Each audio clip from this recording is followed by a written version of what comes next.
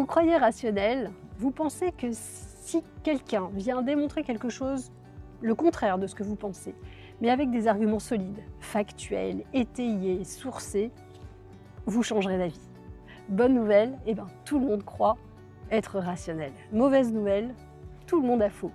Et le pire, c'est que plus les arguments sont solides, plus on résiste.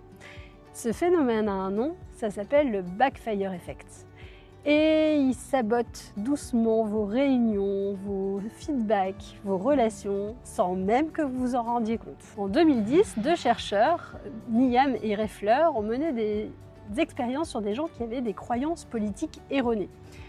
Ils leur ont apporté des arguments factuels, clairs, sourcés, indiscutables, pour leur montrer que leurs opinions étaient fausses. Le résultat attendu, ils pensaient que les gens allaient changer d'opinion. Le résultat réel, plus on apportait d'arguments, plus les autres se convainquaient du contraire. Les chercheurs ont appelé ça le backfire effect. Plus vos arguments sont solides, plus l'autre se blinde dans sa position. En fait, le mécanisme qui est derrière, il est tout simple. C'est qu'une croyance, c'est pas juste une idée. Une croyance est rattachée à l'identité de la personne. Dire et essayer de démontrer à la personne avec des faits que la croyance est fausse, c'est dire à la personne qu'elle a eu tort.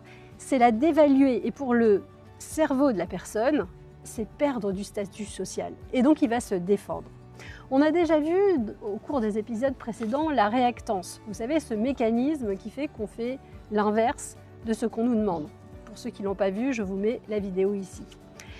On a vu également dans une autre vidéo la dévaluation réactive, ce phénomène qui fait rejeter une idée simplement parce qu'elle vient de vous. Je mets également la vidéo ici pour ceux qui veulent la voir. Le backfire effect, c'est leur cousin germain. En gros, avec ces trois notions, la même idée apparaît. Plus vous essayez de convaincre, plus vous essayez de pousser quelqu'un à faire quelque chose ou à penser quelque chose, plus la personne recule. Mon conseil, arrêtez d'essayer de convaincre. Ne cherchez pas à contredire les personnes quand elles ont faux. Elles ne vous écouteront pas.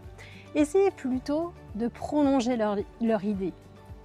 Posez la question, et si on allait jusqu'au bout de ton idée, et si on la prolongeait 6 mois, qu'est-ce que ça donnerait? En laissant la personne prolonger son idée jusqu'aux limites, elle va découvrir d'elle-même et elle va se convaincre d'elle-même. Alors que si vous essayez de lui prouver, ça ne marchera pas. Et moi, je suis Valérie, votre fournisseuse officielle d'énergie pour changer le monde, et je vous donne rendez-vous demain pour un nouvel épisode.